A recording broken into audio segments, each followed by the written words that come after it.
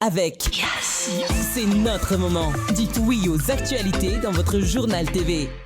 Manomboka amin'ny 10 hatramin'ny 20 no anananay manana fitaovana maro ihany koa ny Agri Plus afaka ampiarahana azy arakaraka ny asa izay atao.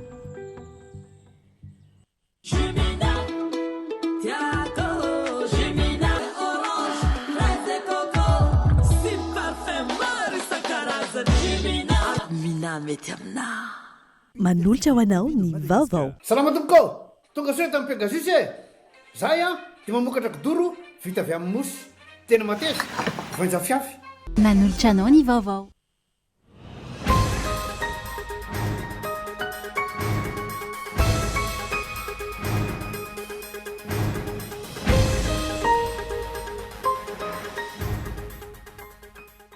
Ho fantatra tsy ho ela ny daty hanatanterahana andinika nasionaly ho fanavaozana ny Repoblika Madagasikara ho ny minisitra misahana ny fanavaozana izay no isan'ny nisongadina nandritra amin'ny fanolorana ny FFKM amin'ny village voire Andotapenaka anomanana ny fokonan-doha.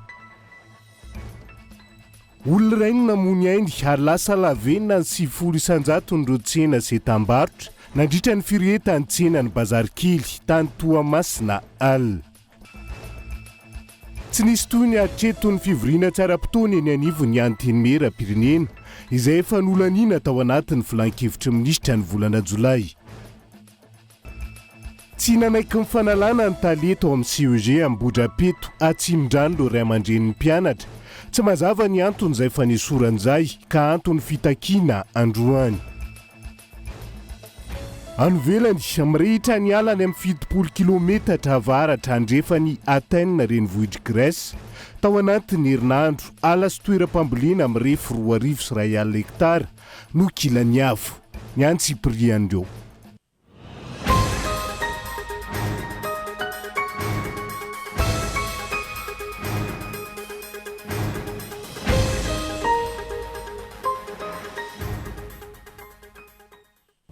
Akafaliana trano tomboky lasy tongovavy no hitsidiany indray ny tokantranonao amin'ny ality tonga soa atao anatin'ny fotoana ny fampalalam-bavao manasa anao avy hatrany hanaraka ny Antsiprian'izay.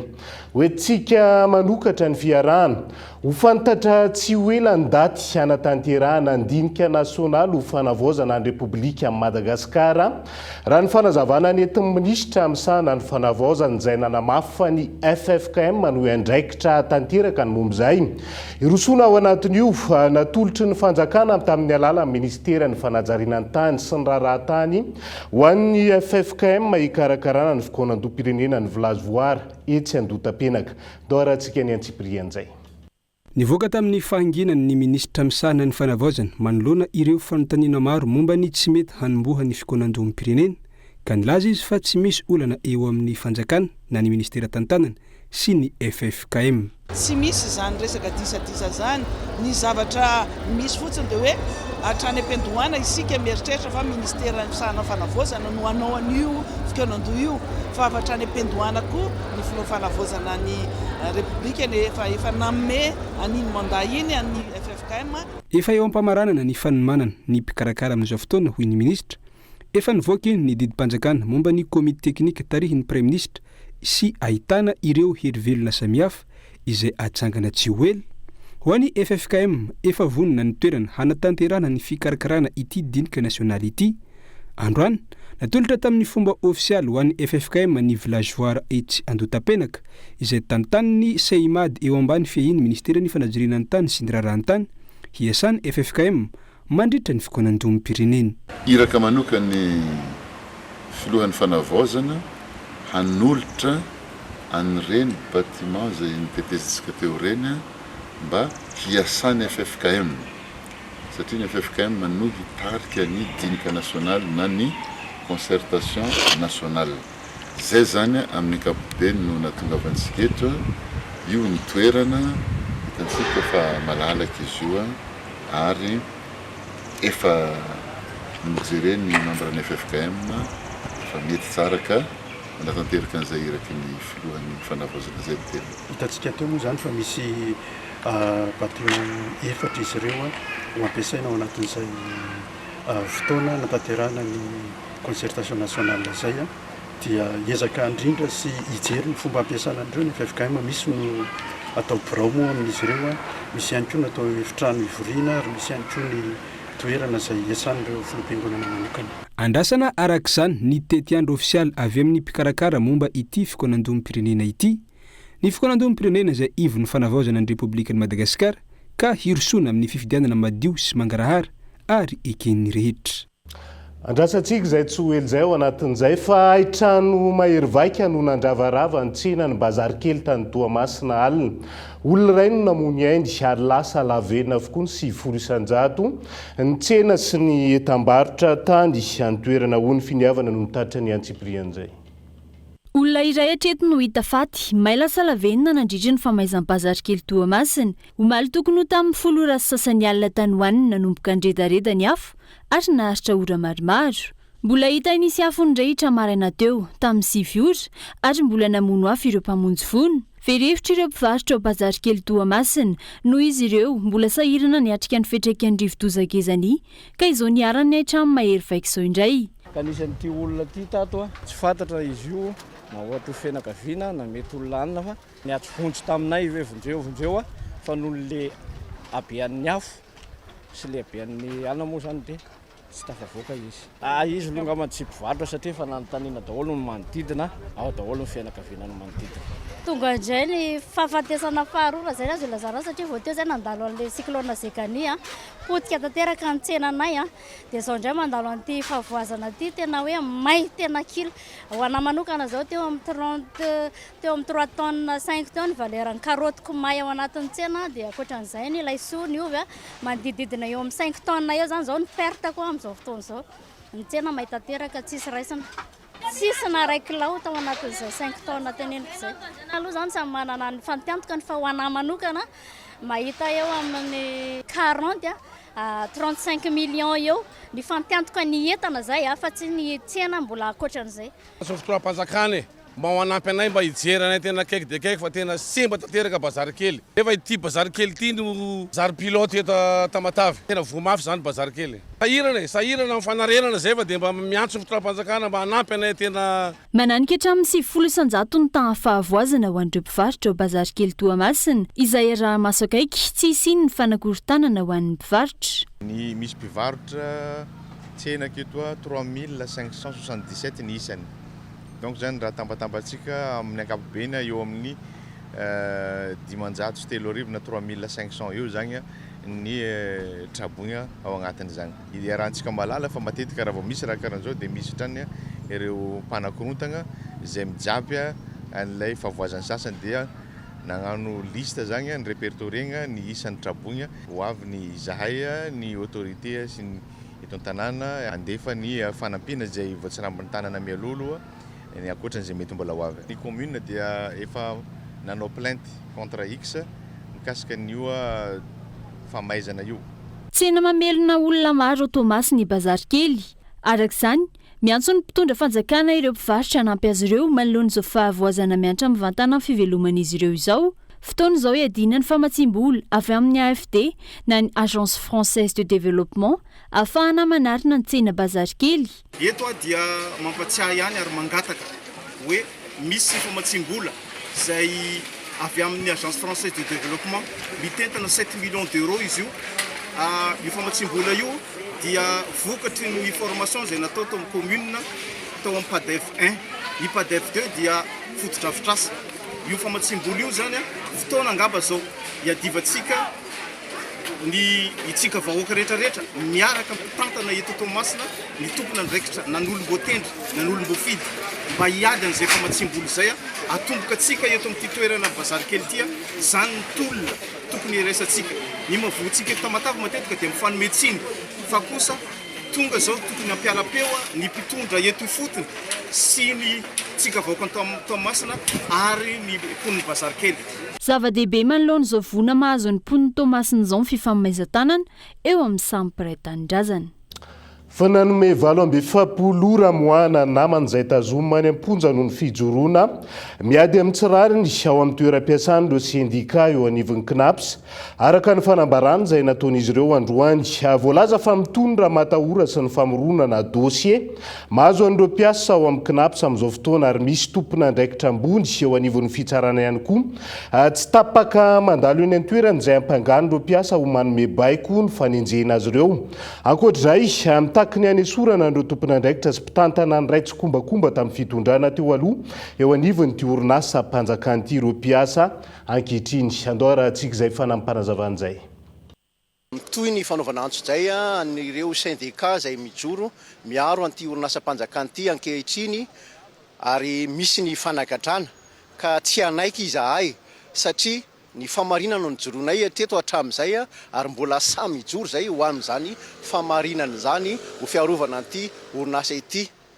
Noho izany dia mangataka izahay ny amoahana tsisy fepetra ny namanay izay nogadraina sy amoronana dossier noho ny fijorony ao anatin'izany hoe fiarovana ny CNAPS izany. Tsy misy fanavaozana ny eto. Ny antony dia mbola ireo mpitantana nanomboka tamin'ny 2019 izay niaraka tamin'ny fitondrana teo aloha mbola ireo ihany no mitantana mandraka akehitrio ka tsapanay fa mandoto ny fitondrana fanavaozana izy ireo amin'ny antony sy tsy fanarahan-dalàna marobe izay ataonareo toy ny fomba fanao ny fitondrana teo aloha izay fanenjehana syndika toy izany koa ny fandraisana anjara tamin'ireo fahaverezam-bola marobe tatao CNAPS hatramin'izay ka hatramin'izao. Tsy nisy toy ny hatreto ny fivoriana tsy ara-potoana eny anivony anteny mera-pirenena izay efa nolaniana tao anatin'ny filakevitra minisitra ny volana Jolay. Tsy tokony hijanona ho fampanantenana izany fa takiana ny hanafainganana ny asan'ireo solombavambahoaka indrindra ny fanadihadiana parlementaire izay andrasan'ny vahoaka malagasy vokatra azo tsapahitana amin'ny solombavambahoaka ankehitriny. Riana fitiavana. Iray volana teo aoriana nankantsoava ny filan-kevitry ny minisitra tamin'ny fafitony volana Jolay 2024 lasa teo ny fampetsona ny solombavambahoaka hiatrika fivoriana tsy ara-potoana. Tsy nisy resaka sy tsy nisy toy nintsony hatreto. Inona no antony mampitara azo kasika tsy mba hanomboana izany fivoriana izany? Raha jerena ny fitsipika anatin'ny mifeny anteny mera-pirenena, tsy misy andinin-dalàna mamaritra mazava ny fepotona tokony hanomboan'ny fivoriana tsy ara-potoana aoriana ny voany didim-panjakana fankatoavana teo anivony filan-kevitry ny minisitra raha toka tsy voatondro mazava teo amin'ny ity didim-panjakana ity ny daty hanaovana azy. Nolazay ny filohan'ny anteny mera-pirenena fa mety fivoriana tsy ara-potoana indromy antona no atao saingina iray za hatreto tsy mbola nanomboka mbarana ireo raharaha mafana eo am-pelatana ny anteny mera-pirenena andrasan'ny mpanara-bavao sy ny vahoaka malagasy ny toy ny fanadihadiana sy ny fandaniana ireo vary mangatsika amin'ireo lalàna mbola tsy voadinika izy ireo. Tsy tokony hijanona ho filazanana fa mpanantenana fotsiny ny fanapahan-kevitra raisina amin'ny resaka fivoriana tsy ara-potoana fa takiana ny hanafainganana sy hanatanterahina izany. Asan'ny solombavambahoaka izany ka tsy tokony ho iandro ho tairina lava izy ireo fa hikoropaka anao ny asany. Tsy hanao polémika be zany isika mahakasika ny hoe daty sy ny sisa fa ataovy le asa satria nareo nampanantenana izy dia ataovy le izy tsara raha atao araka ny tokony izy atao mba tsy ho tratra n'ilay fikaonan-doam-pirenena indray dia isy zavatra vaovao indray hivoaka ao anatiny ao dia tsy ho tanteraka ny zavatra efa nampanantenana sy ny zavatra eritreretina fa ho atao satria hitantsika tsara hoe mahakasika ny fitantanana ny firenena manao hitantsika ny zavatra manjavozavo be dia be jeriny jiramatsika reny fanondranana tsokosoko ny tranga teto ary mahafantatra fa misy volamena mivoaka foana eto Madagasikara isa-taona nefa najanona ny fanondranana azy iza zany manao anazy zany ange asa miandry ny parlemanta zany tsy mila hoe kotabaisina tsy mila hoe tabatabaina fa ataovy ny asanareo rehefa nangatahanareo ilay session extraordinaire. Raha ny fantatra lalàna misy 12 ho no tonga eo anivony anteny mera-pirenena ka isanodiny ano anatin'ny fivoriana tsy ara-potoana ny sasany amin'ireo miaraka amin'ireo fanadihadiana parlementaire. Ny anteny mera-pirenena izay andrenesana fitarainana sy tsikera avy amin'ireo tanora-pitolona manoloana ny fomba fiasan'izy ireo raha mita amin'ny andrim-panjakana hafa. Tsangy izay maneho fa mampihisy satria ny fampandehanana anjara-mpanjakana ny fitarazoany asan'ny solombavam-bahoaka. Izay tokoa no mahafivoriana tsara mpitona azy andrasana amin'ny fotoana tsy mbola voafaritra andaty anombohana ao anatin'izay. Fa mila mafisina ny serasera sy ny fipetra raisy ny fanjakana manoloana ny fiparitahany vaovao tsy marina sy ny tsaho momba ny alatra sy ny fanjavonan'olona na eny anivo ny fiarahamonina izany na mitambazotra serasera ihany koa. Raha ny fanazavana ny entiny fiarahamonim-pirenena androany. Tanjona ny sorohana ny herisetra sy ny famoizana hain'olona tonitranga tany lavory ntetsy anteroka sy ny maro hafa. Tanela Minorso. Malona ny fotoam-mondrotsao sy vaovao miparitaka mifandraika amin'ny tranga fanjavonan'olona, fakanan-keriny, fangalaran-jaza, ireo asa ratsy sy heliko-abevava hita eto Madagasikara ankehitriny, namoaka fanambarana miaraka, naneho ny aiainy ny farany herinandro teo ny fikambanana ireo fiarahamonim-pirenena sy ireo matianina miasa amin'ny fampiroboroboana ny fanabeazana, momba ny fampahalalam-baovao sy hanao manjerina ny EMI eto Madagasikara. Araka ny fanambarana navoakan'izy ireo, ahina hiteraka herisetra sy fahavoazana lehibe, hiafara amin'ny famoizana hain'olona tahaka ny seho tao Faratsio, Ambohimena, Antsirabe, Akadindramamy, Antehiroka sy Analavory ny fiparitahan'ny tsao sy fiampangana tsy voamarina, ny tondromolotra sy ny sisa raha tsy voafehy.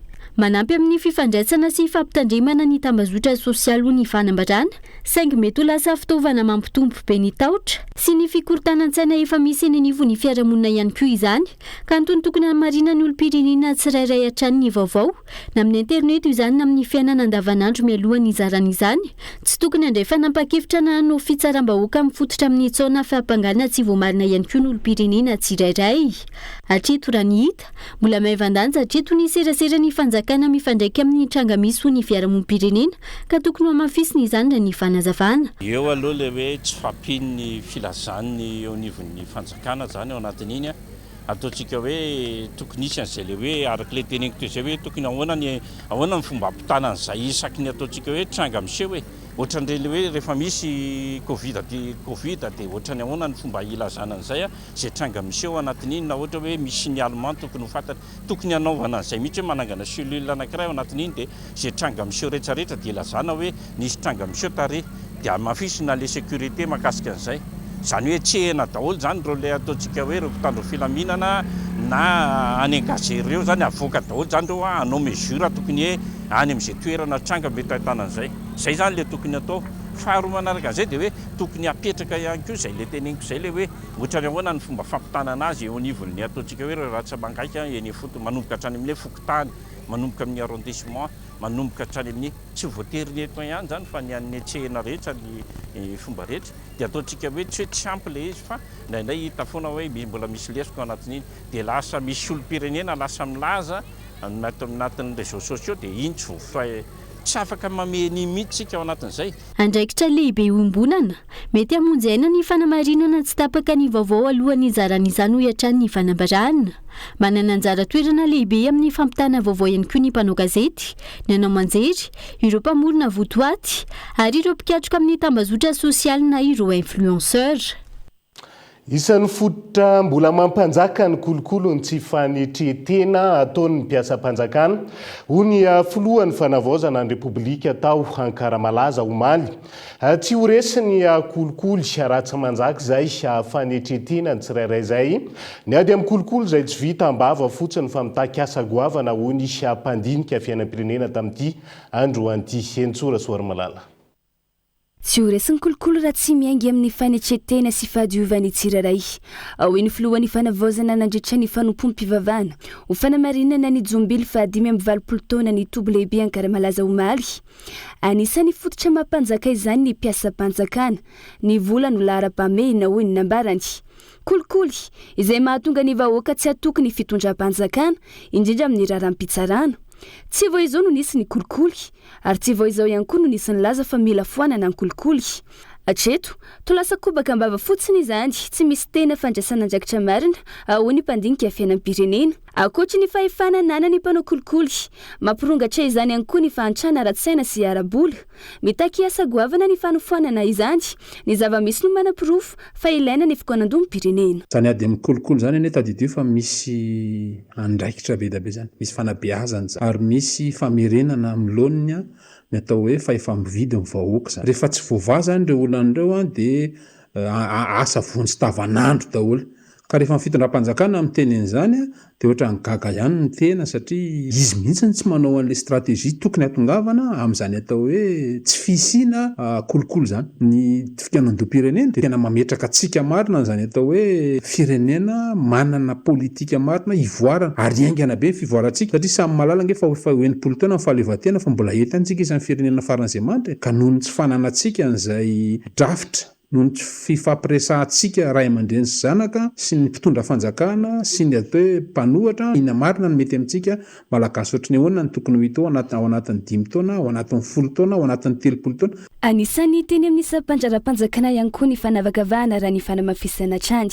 Samy hafa ny fomba fandraisana arakaraka ny fomba fiakanjo. Anisany miaina izany ireto fianakaviana ireto izay manana havana mananjara ao amin'ny tribonaly Anosy. Tonga ny miana any dia izay fianakaviana zany tsy mahita fa tonga dia nety niditra fotsiny ihany le olona efatramena-dany fa resaka voron-tsilozana angalarin'le olona hono niendrikendrika tenenina kanefa olona efatramena-dapo ray tapo ve dia angalatra voron-tsilozana anankiray dia resaka possible ve zany.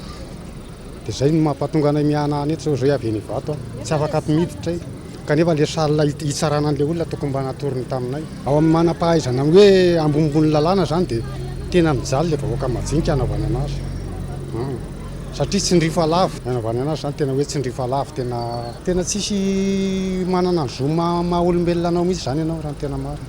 No marina fa tokony alana ny fifanenjehana ara-politika sy ny ady lahy tsy mitondra vahaolana mandany fotoana sy loharan'ny karena izany fa tsy mampandroso ny firenena. Ny fiarah-miasa, ny fifampitokisana ary ny fanajana ny lalàna no fototra ahafahana manangana fitantanana mahomby sy mampandroso ny firenena. Na izany aza, efa nahitana fivoarana ny fomba fiasan'ny mpiasam-panjakana tsy toy ny teo aloha, hoy kosa ny faneho-kevitry ny olom-pirenena sasany. Efa niova izy zao amin'ny asam-panjakana efa nisy fivoarana be le kolokolo zao. Efa tsy dia hita loatra hoe anao manery le olona hoe tsy maintsy amenao za, amenao vola zao za vao vita zao. Efa tsy zay mpandehandeha amin'ny toerana fanjakana fa efa tsy manao an'izay intsony le olona. Efa mba conscient le olona mba misy fanajana hoe na tambanivohitra izy na olona any izy dia tsy afaka manery le olona hoe tsy maintsy amenao zao. Fa famponao zany mety ataonao raha vita zavatra ataonao fa zao fa miova. Ny tsy fahaizana mametraka rafitra matipaika no isan'ny sakana lehibe indrindra tsy ahafahana miady amin'ny kolikoly hoy hatrany ny mpandinika raharaha-pirenena. Ilaina ny fananganana rafitra mazava sy mangarahara izay ampiarina mitovy amin'ny rehetra ampianana ny kolikoly sy ampanjaka ny tanitandalàna. Nambarany fa ilaina ny mametraka tanjona mazava sy azo tratrarina fa tsy mijanona ho nofinofina vinavina fotsiny. Tokony arahina drafitra mazava sy fipetra entitra izany miaraka amin'ny fanaraha-maso sy fanombanana tsy tapaka azahoana vokatra mivaingana. Vaovao ny toe-karena vetivety mbola betsaka ny sandara toe-karena very izay afaka noforonina eto an-toerana noho ny faharefon'ny famokarana sy ny fanodinana. Raha ny fanazavana nentina teknisianina iray androany isany mampisatra ny fitombony toe-karena zany hakavaolana ny fametrahana politika mazava hanovana ny arena stratéjika sy ny akora misy ho vokatra manana sanda ambony kokoa ampiakarana ny arikarena fahobe. Mitana ny laharana fatelopolo amin'ireo firenena afrikanina manana arikarena fahobe na PIB lehibe indrindry Madagasikara araka ny angodrakitra navoaka ny banky iraisany pirenena ny taona 2024. Mandrina ny 20 miliara dolara ny arikarena fahobe eto Madagasikara ary 300 ny tany fitombony toe-karena. Andotanisa izay mametraka fanamby lehibe ho an'ny firenena indrindra eo amin'ny setry ny famokarana anatiny. Miakatra ny sanda foronina ao amin'ny toe-karena raha doka mitombo ny vokatra eto an-toerana. Mivelatra ny indostria, mihamaro ny asa ary mitombo ny fanondranana ho ny teknisianina. Mbola sakana ankilany ny tsy fampiny herinaratra, ny farifony fotodrafitrasa, ny sara ny famokarana ary ny fahasarotany fahazoana famatsim-bola. Fanamby mila vahany zany ahafahan'ny famokarana anatiny ho isan'ireo motera mampiakatra ny arikarena fahobe sy mampandroso ny toe-karena malagasy.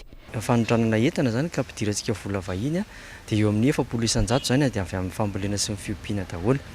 Ka raha ohatra tiantsika ny ampiakatra an'izay arikarena anatiny sy ny ataontsika hoe ny famokarana eto Madagasikara zay dia ny voalohany indrindra zany dia fanatsarana ny fambolena sy ny fiompiana eto Madagasikara. Dia ny faharoa dia anisan'ny fanotra ihany koa dia ny fanatsarana ny fanodinana sy ny famokarana anatiny ry ny vokatry ny tantsaha reny, ary ny fahatelo dia ny ataontsika hoe fanondranana le vokatry ny tantsaha. Ireo tsina dia mifampiankina, ny ataontsika hoe fanamby zany ahafahantsika manatsara an'izay arikarena fahobe eto Madagasikara zay dia ny voalohany indrindra dia ny fiadiantsika amin'ny fiovaovan'ny toetrandro, dia eo koa ihany koa ny ataontsika hoe ny fanavaozana ny fomba famokarana modernisation, dia ny ankoatran'izay ihany koa dia ny foronantsika mankany amin'ny tsena ivelany, manome lanja ny vola malagasy zany izy amin'izay. Ankoatra ny fanamafisana ny famokarana eto an-toerana, isan'ny sehatra stratéjika afaka mitondra sandara toe-karena lehibe ho an'i Madagasikara ihany koa ny arena an-kibon-tany. Efa miroso amin'ny fanetsehana izany i Madagasikara amin'izao fotoana ka isan'ireo tanjona napetraky ny tompon'andraikitra ny fanatsarana ny tontolon'ny fitrandrahana amin'ny alalan'ny fanamafisana ny rafitra ara-dalàna, ny fanamorana ny dingana ho an'ireo mpisehatra ary ny fanatsarana ny fitantarana ireo loharano-karena. Ahafahan'ny arena stratéjika toy ny nikel, kobalta sy ireo akora ilaina amin'ny indostria vaovao mitondra tombotsoa bebe kokoa ny toe-karena zany, tsy amin'ny alalan'ny fitrandrahana ihany fa amin'ny fanodinana sy famoronana sanda eto an-toerana ihany koa. Na izany fanamby lehibe ny ahazoana antoka fa mifandanja ny tombotsoa ara-toe-karena, ny fiarovana ny tontolo iainana ary ny tombotsoa azon'ny mponina eny fotony. Fanamby lehibe ihany koa ny fitsinjarana aradrariny ireo arena eto amintsika sy ny fanatsarana ny farim-piainan'ny mponina. Mbola isan'ireo fanamby amin'ny tetikasa fanarenana ny tontolo iainana ny amin'ireo faritra lavitra, fanaraha-maso sy ny fanaraha-maso sy ny manatanteraka, ny fanaraha-maso ny fahafahan'ireo teknisianina manara-maso sy manatanteraka ny asa eny fotony. Antonina ny lorany tetikasa folure moto misa 20 ho an'ireo teknisianina izay miasa amina komuna voakasiky ny tetikasa izay mifantoka amin'ny fanarenana ny endry tany simba, fiarovana ny arena voajanahary ary ny fanamafisana ny fahavitatiana ara-tsakafo. Dingana lehibe manamafy ny fahavononana amin'ny fitantanana maharitra ny arena voajanahary sy ny fametrahana fandrosoana maharitra eny fotony fampitaovana toy izao ho ny minisitry ny tontolo iainana. Ndao rahantsika ny fanampanazavana. Tsy mora ny miady azahoana fitaovana tahaka izao. Indroa miantaona izao ny projet folure no nanolotra fitaovana teto amintsika. Ankoatran'ireo 4x4 miisa 4 dia ny ampy an'ireto moto miisa 20 ireto. Zava-dehibe ny fahazoana fitaovana satria raha narina andro tany any amin'ireo faritra 4 izay ataoko hoe sarosaro-dalana ihany tsy mora. Voana nafatra Andriamatoa Praiministra tamin'ny alarobia alakamisy hoe mba tsy ho sakana isika, tsy ilay prosedura no ho sakana, tsy ilay olombelona no ho sakana amin'ny fahavitany asa. Dia izay ihany koa no entsika misendredvety ao anaty tokafoy, aza misaraka amin'ny ary.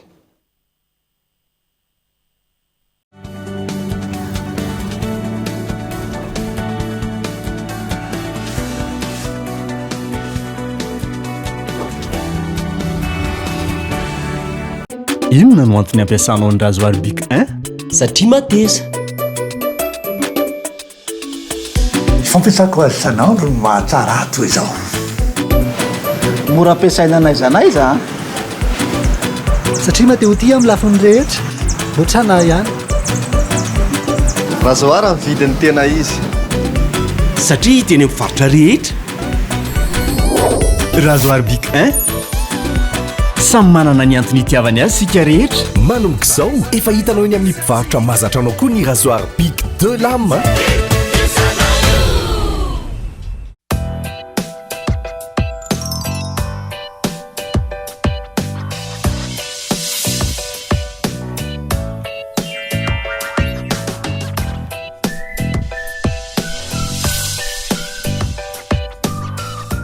Maninona ary ny olona rehetra mivoaka vato aminareo ny fotsy be daholo ny nifiny? Ny tsiambaratelo dia ny Sanidon. Ilay dentifrice manafotsy sy mampangirana ny nify. Andramo dia ho hitanao ny vokatra azo avy aminy. Sanidon, ilay dentifrice tsy mitovy amin'ny hafa. Manadio sy manafotsy tsara ny nify ary manamanitra ny atovava mandritra ny tontolo andro. Dentifrice Sanidon, blancheur et fraîcheur au quotidien. Distributeur Uditex.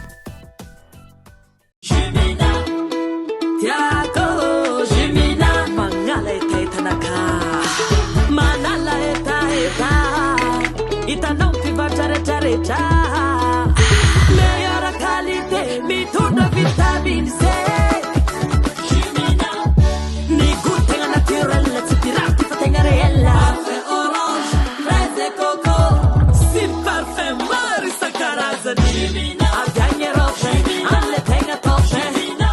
na mety aminah. Salamatomoko tonga soe tamin'ny Pegasus e. Zahay dia mamokatra kidoro vita avy amin'ny mosy tena mateza voenja fiafy manitsy azon-damosina ary manampy amin'ny fitsaboana azy fonina azo safidianana tsy tiany bibikely io tsy mandray lelanafo azo andalorana azo atao conseil anan-kanape mety boela gilet de sauvetage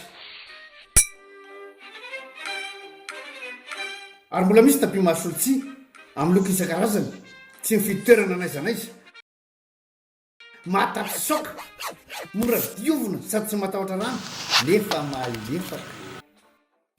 Pegasus koa dia mbola manana kanape sady fandrina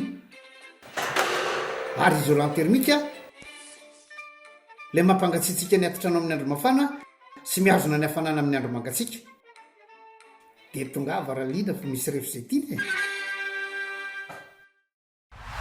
za koa mba mendrika nyraitra sy ny mora mariny izany e miaraka amin'ny asy sy nitolotra mitsinjo ararotiny smartphone ZTE A76 4G fa promo be ampetrabola voalohany smartphone afaka alohanao tsikelikely mandritry ny enina na 12 volana no mbola toloranay bonus 7,3 giga izay manakely isaky mifandoavam-bola isika aneo amin'ny fampitsinjo miaraka amin'ny mitsinjo e tonga vaingany any amin'ny App Store.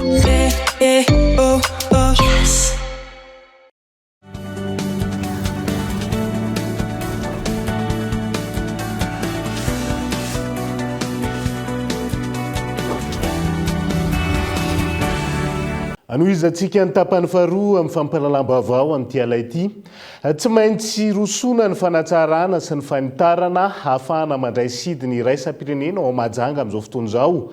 Andrasana ankehitriny ny didim-pitsarana hanesorandreo trano manodidina ny aeroporo izay manembatsembana ny sidina ao anatin'izay ka eto Andriatsilafo.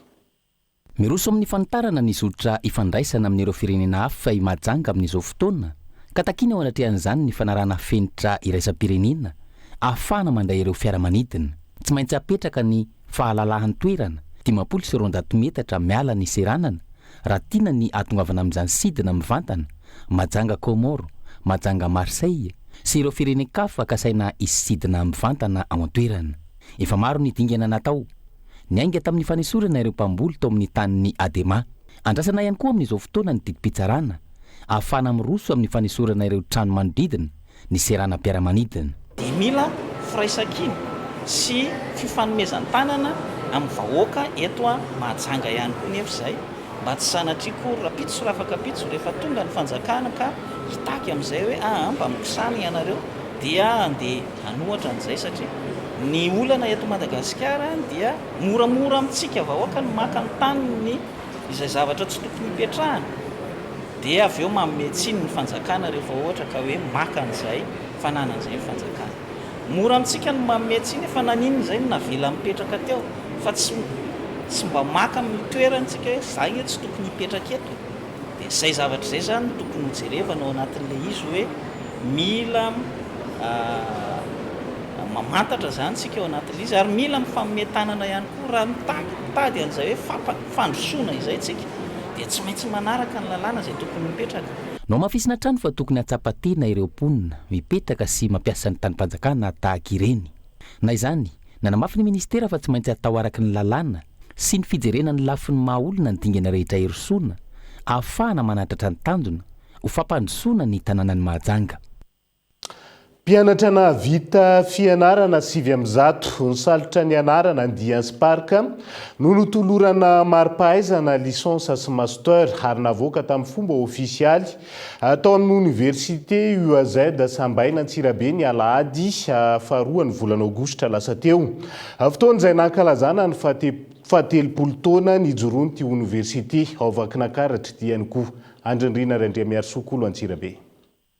Totosany Alahady faharoa ny volana Aogositra 2024 lasa teo ny famaranana ny taom-pianarana sy famoahana tamin'ny fomba ofisialy ireo mpianatra izay navita fianarana teto amin'ny Université Adventiste Zurcher eto Sambaina atao anatin'ny distrika Antsirabe faharoa Vakinankaratra. Mpianatra 700 no navoaka ary nisalotra ny anarana Andians Park ka notolorana amin'ny mari-pahaizana licensa sy master rehefa navita ireto lalam-piofanana manaraka ireto communication, gestion, informatique, droit, étude anglophone ary théologie sy ny science infirmière ary izy reto no andihan'ny fahafito amby roapolo izay navoaka teto amin'ity université USAID ity ary vonona avetrahany iroso amin'ny sehatry ny asa ny afaka ity andihan'izay navoaka tamin'ity taona 4 ity hoy ny tompon'andraikitry ny lafiny fampianarana eto anivon'ity université ity satria sambany namoahany ireo mpianatra voalohany teo amin'ny lalam-piofanana gestion sy ny étude anglophone squadi master.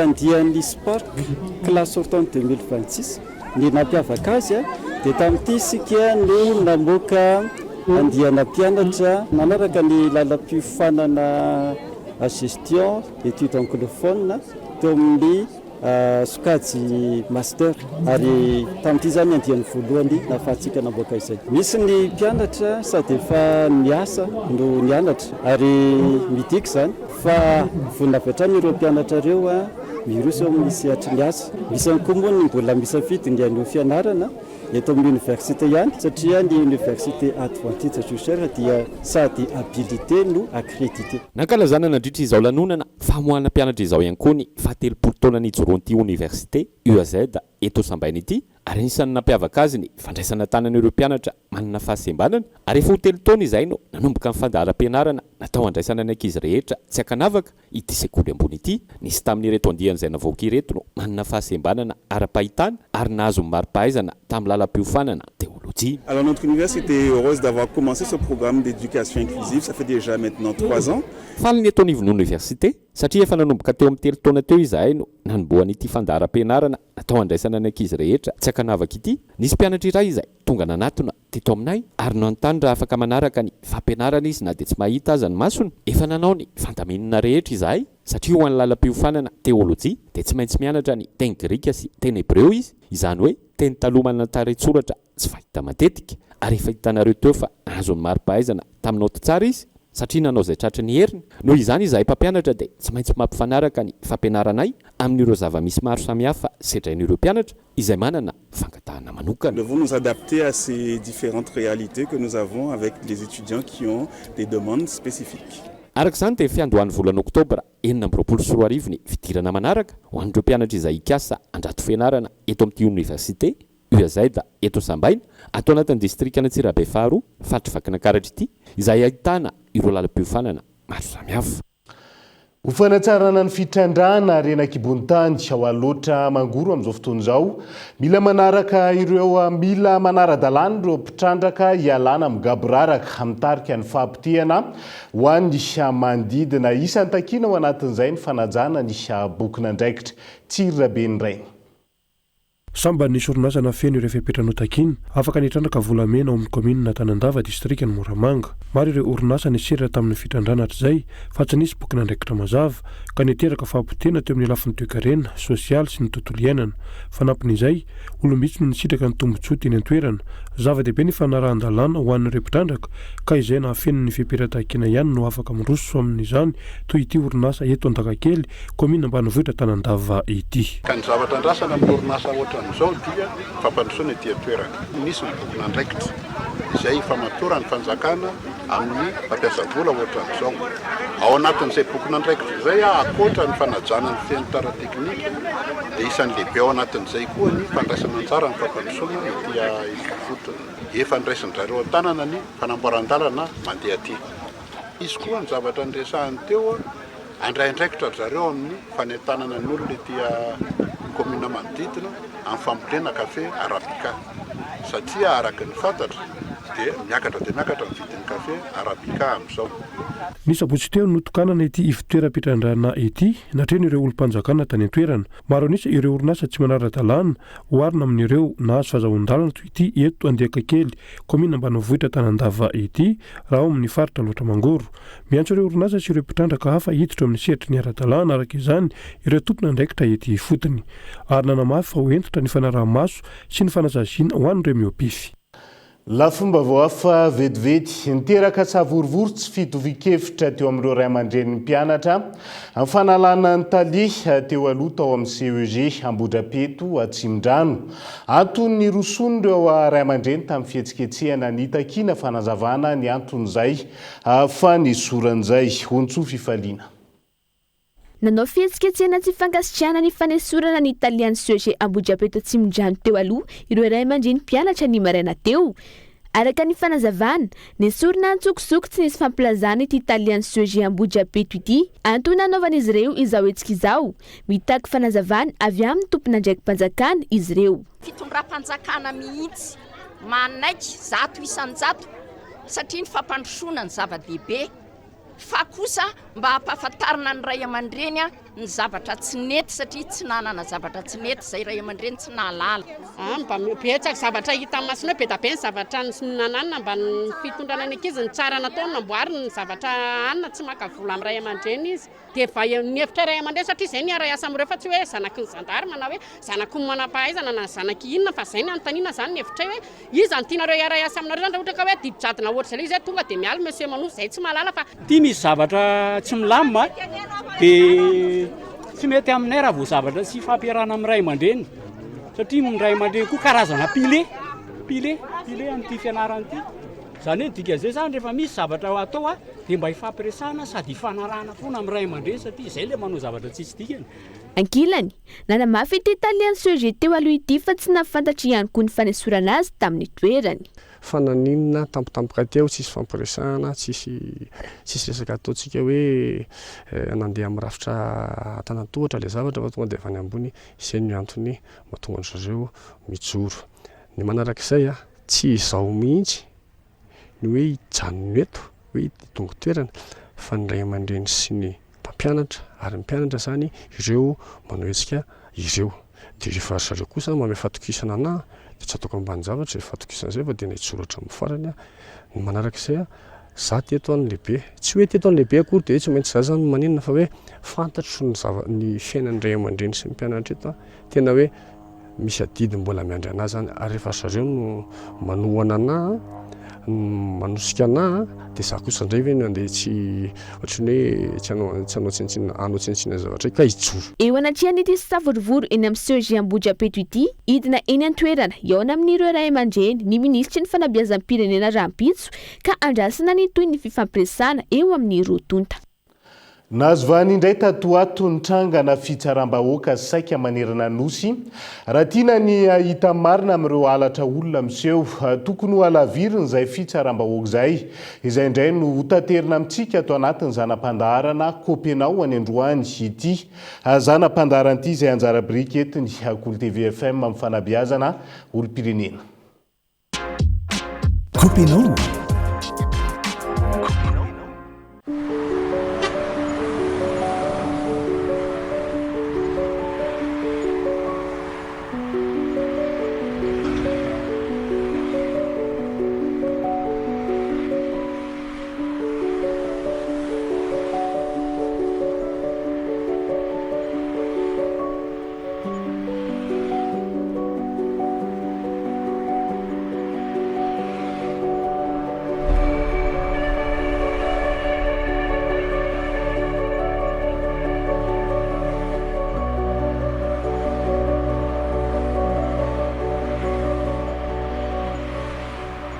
Remonter, d'accord?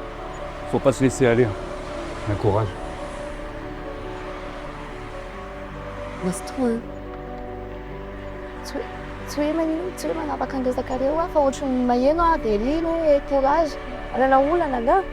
Misy olana sao dia fampizarana. Tena olana angela izy madame. Mangala seza mihitsy ary ianao raha ohatra ka hitantarako an'ilay izy. Miainanao tena mampanalo ilay izy madame.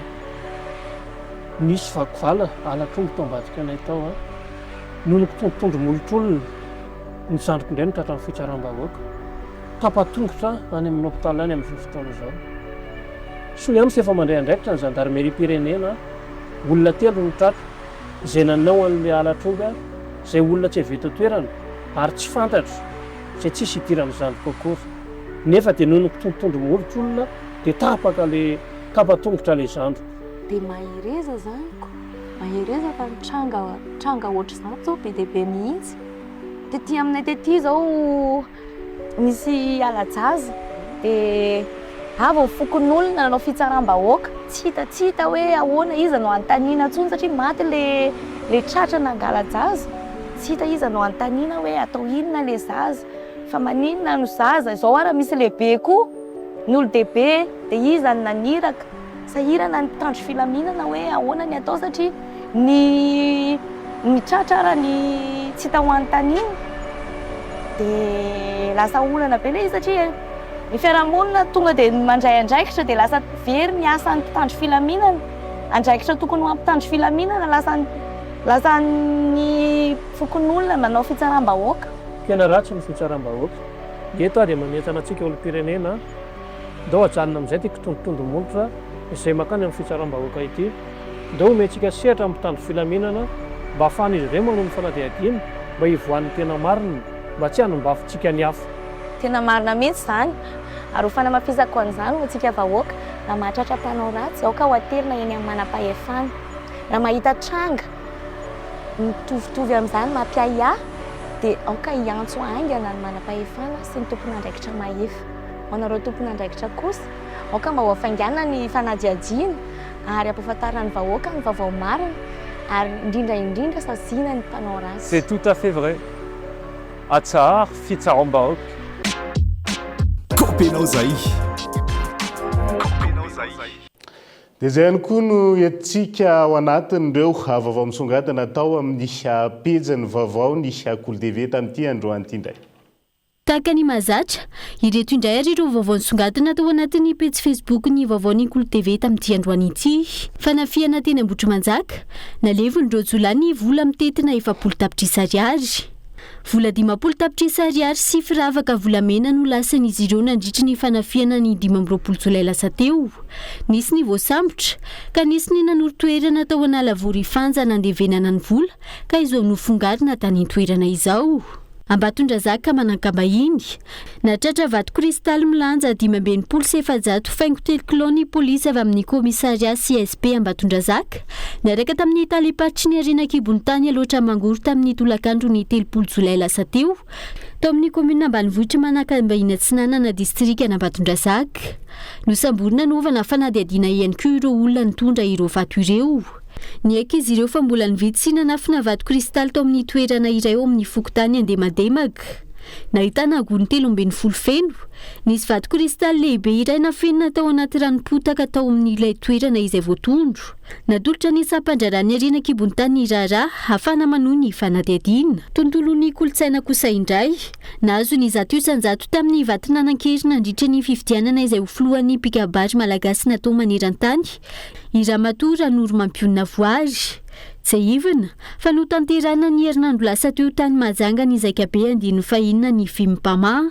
Nandritra izany no ny fidianana ny filohan'ny vaovao hitatana ny fikambanana mandritra ny 7 taona manaraka. Amin'ny taona 2012 ataony Toamasina ny Zaikabe andiany fafito araka ny nambara ny filohan'ny Zaikabe. Taranja baolina kitra kosa indray andro vitsy taoriany natongava ny mpanazatra ny Barea Shanna Romuald Rakotodrabe tao amin'ny Almerique ifindra tao amin'ity kluba Soudanais ity ihany koa i Mika Razafimatana na Igregas. Ity faran'izay tsy hivina fa lohalara ny kluba malagasy CFFA Andoharany Fotsy efa nanambara tamin'ny fomba ofisialy ny fahatongavan'ny kluba vaovao. Hatra 3 taona hatramin'ny taona 2022 ny fifanarana eo amin'ny rotonta. Teratany malagasy misahefitra araka izany ho efa nifindra sy milalao amin'ity ekipa pirenena Soudanais dia ny mpanazatra Roro Fenoasina Nicolas ary Gregas. Taranja Tsipika Netbe tompon-daka eran-tany tamin'ny doublette junior ny ekipa malagasy niatrika izany tany Santa Susana Espagne rehefa nandresany ity farany tamin'ny 17 Noenina teo amin'ny famaranana. Fifaninanana no tanterana nomboka tamin'ny 3 Jolay ka ny farana omaly 2 Aogositra 2022. Tetsenkilany samy ekipa malagasy no nifandona tamin'ny famaranana national triplette trophée de la ville de Sens izay no tanterana tany Frantsa ka lasa ny ekipa Madain ahitana ny Tonnerre, Lova ary Baloty ny Amboara. Lalao no tanterana ny farany herinandro teo. Tsy mitsatra mamiratra araka izany Madagasikara eo amin'ity taranja Tsipika Netbe ity. Dia izay ihany koa no entsika miampita ao anatin'ny maresaka iraisam-pirenena. Mirehitra ihany koa ny ala any amin'ny 70 kilometatra avaratra andrefa ny Athènes renivohitra Grèce amin'izao fotoana izao ankoatra ny tranga ao Frantsa. manamafy izany ny fitsokan'ny rivotra izay mahatratratra any amin'ny 100 kilometatra isan'ora nandritra ny famonoana ny afo olona roa no namony ainy ary efa ny fandona ny angidimby misa roa ny feny firetana atao anatin'ny herinandro alasy toeram-pambolena amin'ny rehefa 2,2 hektara no kilany afo vokatr'izay fikorotana ny toetrandro izay raha ny vaovao avy any any toerana trany dia izay ihany koa no entsika manakato indray ny fiarahana amin'ity ality naiza misy ianao ankasitrany ianao nanaraka ny fampalalam-baovao hatramin'ny farany veloma toka.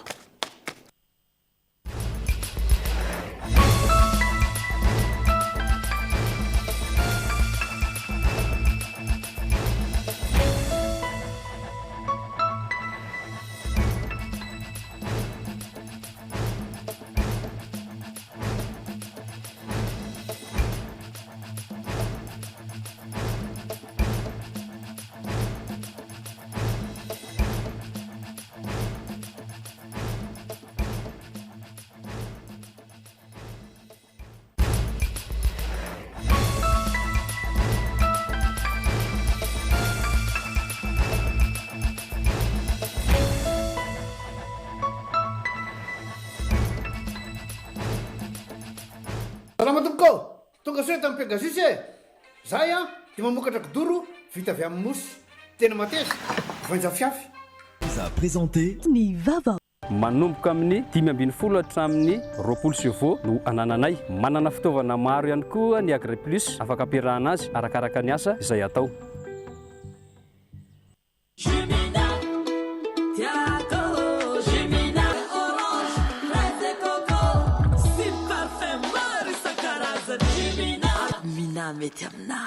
Nanolotra ho anao teo ny vaovao. Avec c'est notre moment. Dites oui aux actualités dans votre journal TV.